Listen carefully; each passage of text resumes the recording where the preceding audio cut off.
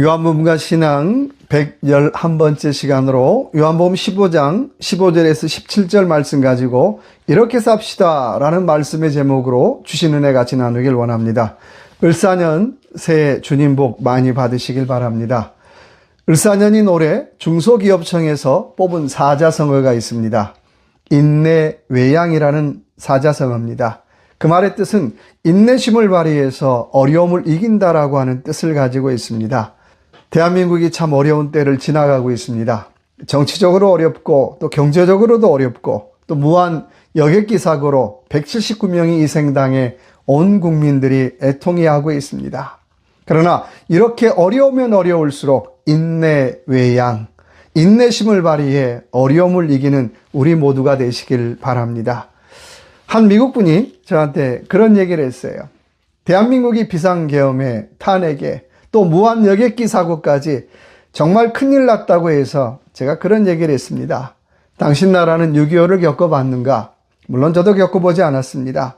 IMF를 겪어봤는가? 우리나라는 다 겪어봤다. 그러고도 살아남은 나라다. 그래서 우리나라 애국가에는 미국 국가처럼 하나님이 보호하사 우리나라 만세라고 전 국민이 고백하는 나라가 우리나라다.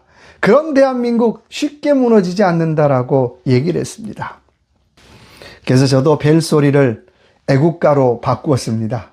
2025년 을사년 우리 모두 정말 애국가처럼 하나님이 보호하사 대한민국 만세라고 고백하는 그런 귀한 한 해가 되시길 주님의 이름으로 축원합니다. 새해 첫 주일 주신 말씀 가지고 올해는 이렇게 삽시다라는 말씀의 제목으로 계속해서 요한복음 같이 나누길 원합니다. 자, 올해 어떻게 살아야 될까요? 첫째는 15절의 말씀 제가 읽겠습니다. 이제부터 너희를 종이라 하지 아니하리니 종은 주인이 하는 것을 알지 못함이라. 너희를 친구라 하였노니 내가 내 아버지께 들은 것을 다 너희에게 알게 하였음이라. 아멘. 첫째는 주님의 친구로 살아가시는 저와 여러분 되시기 바랍니다. 주님은 우리를 종으로 대접해 주는 것이 아니라 친구로 대접해 주었다라고 말씀하고 있어요. 종은 말 그대로 자유도 없고 늘 주인이 시키면 시키는 대로 하는 게 종이에요. 그러니까 뭐든지 시키는 대로 하는 사람이 종이에요. 자유가 없죠. 그런데 주님은 우리 한 사람 한 사람을 종이 아닌 친구로 대접해 주겠다라고 말씀하고 있습니다.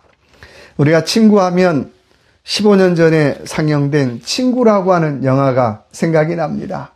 고등학교 시절 단짝 친구였던 동수와 준석이 조폭 세계에 몸을 담으면서 겪는 우정과 갈등을 영화로 잘 그린 영화입니다.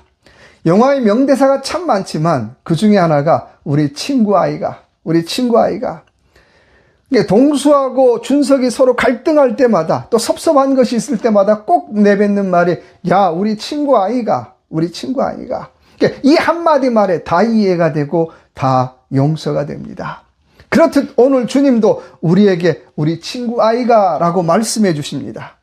친구라는 말은 헬라어로 필로스라는 말로 여기서 사랑한다라고 하는 필레오라는 말이 나옵니다. 그래서 친구라는 말하고 사랑한다는 말하고 밀접하게 연관이 되어 있습니다. 요한복음 11장 11절에 주님은 나사로가 죽자 우리 친구 나사로를 살리러 가자고 말씀하고 있어요. 이 말은 우리가 사랑하는 나사로를 살리러 가자는 말입니다. 그러면 우리가 주님의 친구로 산다는 것은 어떤 의미가 있을까요? 쉬운 말로 말하면 주님과 한 편 먹고 사는 것입니다. 우리는 참 편먹는 일에 참 익숙하죠.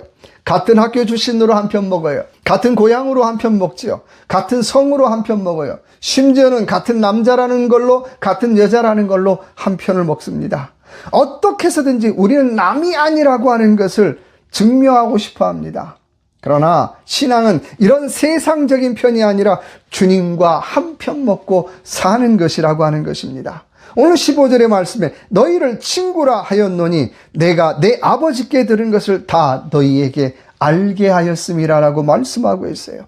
그러니까 주님과 한 편 먹으면 주님과 한 편 먹은 사람에게는 주님은 비밀이 없다는 거예요. 하늘 비밀을 천국 비밀을 다 알게 해주셨다는 거예요. 구원받는 비밀을 다 알게 해주셨다는 거예요.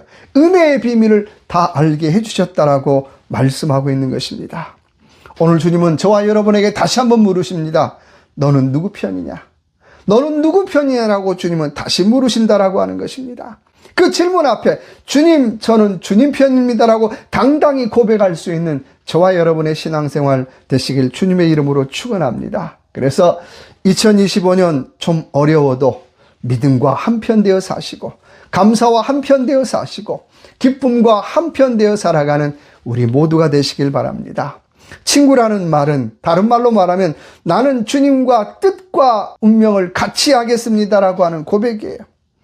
2025년 올 한 해 내 뜻이 주님의 뜻과 영 멀어지는 것이 아니라 시간이 지나면 지날수록 내 뜻이 주님 뜻에게 점점 맞추어져서 결국은 내 뜻이 주님의 뜻과 하나 되어 살아가는 그런 신앙과 믿음의 일치를 이루는 귀한 이 한 해가 되시길 바랍니다. 두 번째 16절의 말씀 제가 읽겠습니다.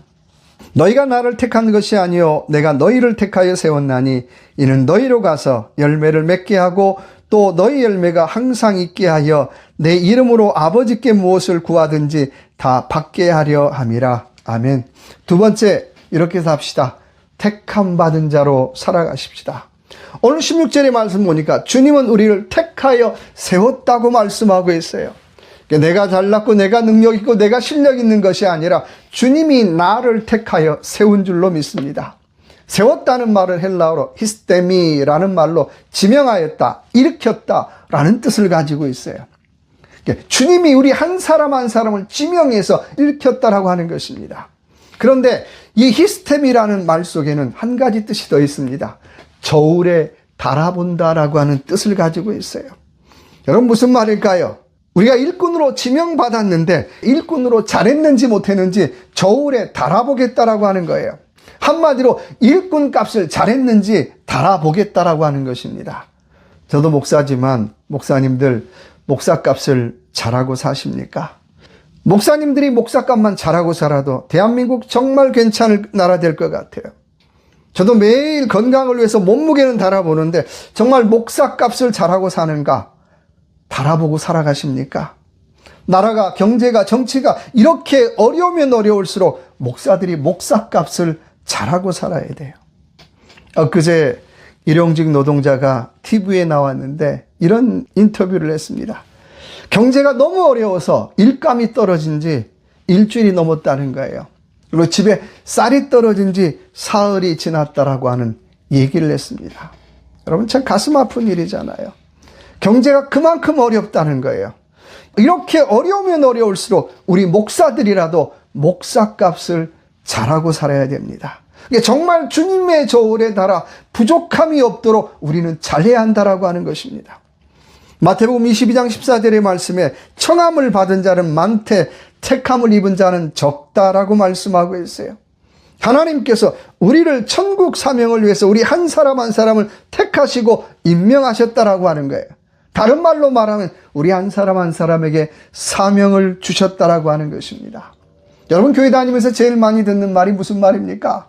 아이고 사명 받았네, 사명 있네, 그런 말이잖아요. 근데 그렇게 사명 받고 사명 있네라는 말을 들으면 아마 당장 내가 신학교 가서 목사해야 되나? 그런 생각 들 거예요. 아니죠. 그것은 목사로 사명 받은 사람만 목사하면 돼요. 그러나 의사로 사명받은 사람은 의사일 잘하면 되고요. 사업으로 사명받은 사람은 사업 잘하면 되는 거예요. 그러니까 굳이 의사 잘하고 있는데 다 사명받았다고 그만두고 목사 되려고 하지 말라는 거예요. 차고 넘치는 것이 목사예요. 그냥 내게 주신 일을 통해서 하나님의 사명을 잘 이루어갈 수 있는 저와 여러분 되시길 바랍니다. 그래서 저와 여러분이 사명받은 그리스도인이라면 사명받은 그리스도인에게 꼭 필요한 것이 있다면 바로 충성입니다. 고린도전서 4장 2절의 말씀에 그러므로 맡은 자들에게 구할 것은 충성이라고 말씀하고 있습니다. 즉시 충성하고 끝까지 충성하는 거예요. 순종은 즉시 충성은 끝까지. 그래서 내게 주신 사명을 잘 이루어가는 귀한 이 한 주간의 삶이 되시길 바랍니다. 세 번째 어떻게 살아야 됩니까? 17절의 말씀입니다. 내가 이것을 너희에게 명함은 너희로 서로 사랑하게 하려 함이라. 아멘. 사랑으로 살라는 거예요. 새해에는 사랑으로 살라는 거예요.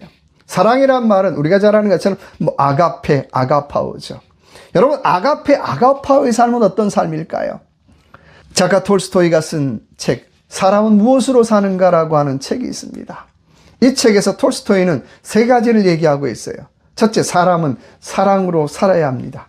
두 번째, 사람은 사랑의 의미를 깨닫고 살아야 됩니다. 세 번째, 사람은 사랑을 실천하며 살아야 한다라고 하는 메시지를 우리에게 주고 있습니다. 여러분, 우리 그렇게 살아가나요? 어느 목사님의 간증입니다. 목사님이 교회를 개척하고 그 주변에, 교회 주변의 이웃들에게 전도를 하러 나갔어요. 만나는 사람마다 예수 믿으라고 하자 꼭 하는 말이, 우리 집안에 장로가 있는데, 우리 집안에 목사가 있는데 얼마나 욕심이 많은지 모릅니다. 자기밖에 모릅니다. 자기밖에. 나는 그런 예수를 믿고 싶지 않습니다라는 얘기를 대부분 다 했다는 거예요. 한 번도 아니고 계속해서 그런 얘기를 하자. 그래서 목사님이 그런 얘기 했다는 거예요. 죄송하지만 예수 믿는 놈들은 믿지 말고 예수를 믿으십시오. 예수를 믿으십시오라고 예수를 전했다고 합니다. 저도 사랑으로 살아야 한다라고 늘 얘기를 많이 해요. 근데 중요한 것은 내 말의 결과물을 좀 보라는 거예요. 여러분의 말의 결과물을 보라고 하는 것입니다. 맨날 말은 그럴듯하게 하는데 결과물이 없으면 그 사람에 대한 신뢰, 그 사람에 대한 믿음 가지 않잖아요. 마찬가지예요. 하나님 앞에서 말은 무성하게 하는데 결과물이 없으면 하나님 보시기에도 신뢰감이 가지 않더라는 거예요. 마치 마가복음 11장에 나오는 입만 무성한 나무로 인생을 살아가고 있더라고 하는 것입니다. 이번에 무한 항공기 사고로 희생당한 분들의 가족들이 먼저 떠난 소중한 사람들을 생각하며 손편지를 써서 공항의 곳곳에 붙여놨어요. 그 중에 한 편지를 소개합니다. 어느 여동생이 먼저 떠난 오빠에게 보낸 편지입니다. 오빠, 나 왔어. 화해도 못하고 가서 늦었지만 많이 보고 싶다. 많이. 라고 짧게 편지를 썼어요. 화해도 못하고 먼저 세상을 떠난 오빠를 그리며 쓴 손편지입니다. 여러분, 우리도 더 늦기 전에 덜 후회가 남도록 화해하고 용서하며 살아가십시다. 갈라디아 5장 13절에 주님 말씀하십니다. 너희는 서로 사랑으로 종노릇하라고 말씀하고 있어요. 우리에게서 기분 좋은 말은 아니죠. 사랑도 버거운데 사랑으로 종노릇까지 하라고 말씀하면 더 버거워요. 그러나 하나님의 사랑을 경험하면 우리는 사랑할 수 있는 줄로 믿습니다. 사랑으로 종노릇할 수 있다는 거예요. 그래서 바울은 고린도전서 15장 33절의 말씀에 나는 날마다 충노라고 고백하고 있어요. 여러분, 바울이 온순한 분 아니잖아요. 세상 말로 한성질하는 바울이에요. 근데 그런 바울이 사랑으로 살기 위해서 나는 날마다 죽습니다라고 고백하고 있더라고 하는 것입니다. 때로는 말이 안 되고요. 때로는 이해가 안 되고요. 때로는 한마디 해주고 싶지만은 그래도 끝까지 사랑으로 종노릇하라고 말씀하고 있습니다. 그러면 역사는 일어나더라고 하는 것입니다. 사랑하는 성도 여러분, 이 한 주간도 우리가 사탄의 종노릇하지 말고 사람의 종노릇도 하지 말고 사랑의 종이 되어 사랑으로 살아가는 귀한 이 한 주간이 되시길 바랍니다. 기도하겠습니다. 하나님 아버지, 2025년 올 한 해 하나님이 보호하사 우리나라 만세라고 고백할 수 있는 귀한 고백이 넘치는 우리의 삶이 되어지게 하여 주시고 우리 조국 대한민국이 될 수 있도록 은혜 베풀어 주시옵소서.